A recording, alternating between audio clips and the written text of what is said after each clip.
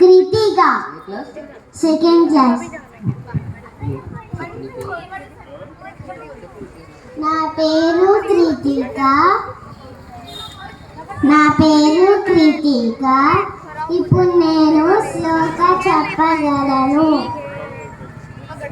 ప్రణమ్య శిరసా దేవం గౌరీపుత్రం వినాయకం భక్తావాసం స్మరే నిత్యం ఆయుఃకామార్థసిద్ధయే ప్రథమం వక్రతుండం చ ఏకదంతం ద్వితీయకం తృతీయం కృష్ణపింగాక్షం గజవక్రతుం చతుర్దకం లంబోదరం పంచమం చ షష్టం వికటమేవ చ సప్తమం విఘ్నరాజం చ ధూమ్రవర్ణం తదాష్టమం నవమం బాలచంద్రం చ దశమం తు వినాయకం ఏకదశం గణపతిం ద్వాదశం తు గజాననం ద్వాదశైతాని నామాని త్రిసంధ్యః పఠే నరః